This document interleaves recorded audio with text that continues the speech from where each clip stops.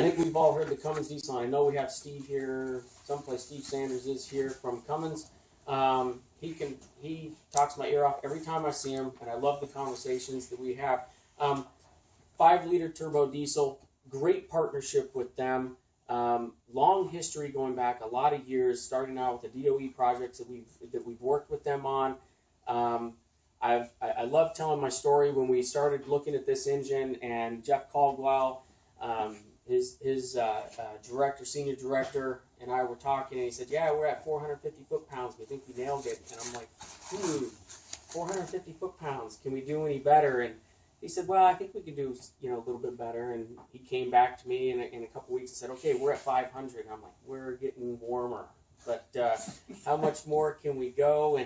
And he and I started debating. We hit 525, and I was thinking I was gonna start compromising. And he said, "Well, let me come back." And he said, "My final offer 555." And I said, "I like it. Triple nickels. It's a good number. I like that number." And when you go back and you see what Todd's going to talk to you about, it's important that we hit that kind of number, because that's exactly where those trucks were at that time. And it hits right in where we want to perform when it comes to towing, hauling, stability. That's exactly the number that we needed to land on. Behind this engine is the heavy-duty 6-speed Ison automatic transmission. I know a lot of you are familiar with it. You've talked to me about it. It's a phenomenal transmission, very strong and stout. So, and I think a lot of you drove it yesterday. You'll get a chance to again drive it here and feel the quality behind it. With us today, I'm Steve Sanders with Cummins. I am marketing communications manager for the engine business, and we're here talking about the new Titan XD with a 5-liter Cummins V8. You want to go over some highlights, Steve? Sure. So we've talked a lot about the sociability of this V8, and now that people are actually starting to get to drive it, they can just see firsthand the refinements we've made to the diesel lineup that we have. This is a compacted graphite iron block, aluminum heads, aluminum intake, with a 2-stage Cummins M-squared turbocharger underneath, giving us a package of just under 800 pounds, 555 foot-pounds. That comes in at 1600 RPM, almost to redline. So really gives you that feeling of peak torque all across your operating range. So very happy with the way this turned out. The refinements can be seen both in cab from an NVH perspective, noise, vibration, and harshness, but also while towing. Pulling a large load up a hill, we're still at around 3000 RPM. Whereas a gas V8 that we're competing against would be around 6,000 RPM. So really giving the driver a lot of confidence as they put the truck to work. Emissions controls? So emissions controls, we've got our EGR cooler here, so our exhaust gas cooler here, and that's got a loop through here that you can't see under the intake, but then that feeds down into a diesel oxidation catalyst, and then a diesel particulate filter into the SCR. So this is an SCR truck that will require the use of diesel exhaust fluid. Will it run 10,000 miles, you think, between depth changes, or about 7,500? It's all dependent upon duty cycle, so how the person uses it. Very good. Thank you very much, Steve. Appreciate your time here at the Nissan Proving Grounds in Arizona. Thanks, Mike. I know Brent did a walk around with a few of you yesterday. There's 2 areas when I start walk arounds talking about. First is the towing and the towing aids, and I'll tell you the concept for the towing that we relayed to the engineers is, one, I wanted to be able with this truck that if a customer, not saying that they would do this, but if a customer wanted to drive to his local Nissan dealership with his trailer on his truck, that he could drive away with a new Titan XD and not have to go anywhere else to retrofit anything on the vehicle. So if you keep that in mind as we go through, you're going to hear a lot about that. And then also we wanted to make sure that he could hook up the trailer by himself. This is something, another innovation area that we heard from the focus groups is, I don't like waking my wife up at 4 o'clock in the morning to go duck hunting, and I have to have her come out and help me check the trailer lights on my trailer. So there was certain things, and helped me back up to it, and there's been a lot of marital fights among how close you have to be to the trailer before you stop. So we wanted to be able to, one, be able to pick up a trailer, take your trailer if you wanted to, and get your truck and drive away with your trailer without having to upfit and put anything else on your truck, and two, be able to do this by yourself without the aid of somebody else. So first was backing up to the trailer, and you can see, I don't think I have a pointer on this, but you can see one of the key things that we made sure that we did is that we kept the ball in view.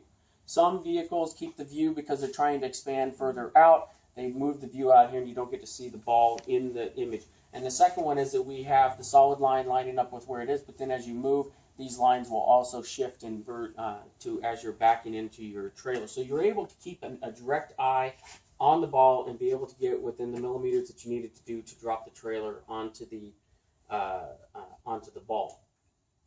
The second area was the trailer light check. Now this is patented by Nissan right here from the engineers in the, on this property are on the patent for this. And this just came down to how are we able to check the lights by one person?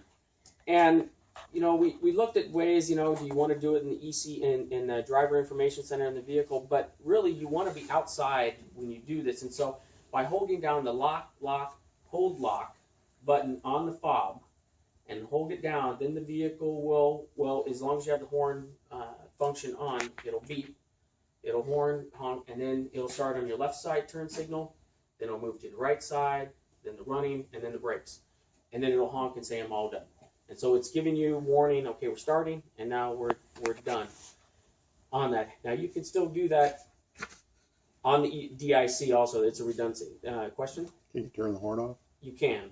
And I don't know if you know, on Nissans, you can hold down the lock and unlock button together until it honks at you, and then the horn's off. Yeah, 3 in the morning would be nice. To hold down the fob the whole time for that test No. to run? No. Once it processes, once it honks, or it'll start blinking the lights if you have the horn off. It'll start blinking the lights and you'll see it. So,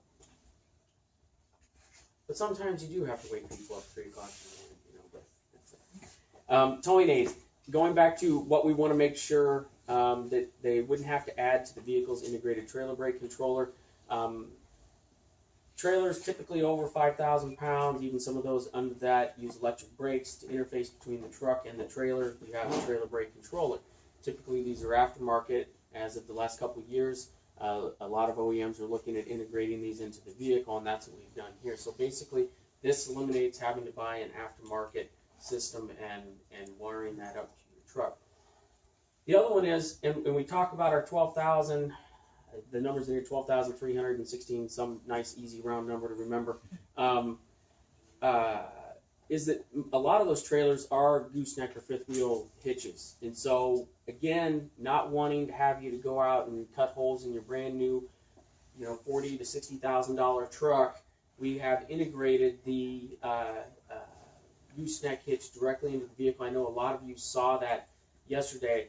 And these are typically used with the bigger trailers. I mean, the stability, many of you that have driven with these trailers, the stability, turning, the maneuverability, the articulation, all better with these types of trailers. And then I think yesterday, if you were at the lunch, you also got a chance to see that we will have an adapter for the fifth wheel available from our accessory team. So again, if you have a fifth wheel instead of gooseneck, we have the adapter and the hitch mount right from our accessory team at our stores. And then stability will be a big part of the discussion on the white space and why we, what we did with our chassis, and I'll talk a little bit in a few minutes on it. Downhill speed control, this is something that the powertrain team with Chris Day and I think Aaron Clements here, I call him Grizzly Adams now because of his big beard, but these guys did a phenomenal job of getting the downhill speed control, and if you were able to tow yesterday, I think you were able to see it very easily with the tap of the brake and having it be able to hold gear and give you some engine braking while going down grades. It makes it very comfortable, and that's the key for the concept on the XD truck is to have comfort and stability while towing in all scenes, and that gives us our performance over what the half-ton trucks typically can do at the same trailer weight. Trailer sway control, this is another system that we have working with our ABS system. to be able to, when the vehicle senses a sway from the trailer applying the brakes, to be able to slow the vehicle down and control the sway. Of course, with the integrated trailer brake controller, you can also use the manual brake application on that system.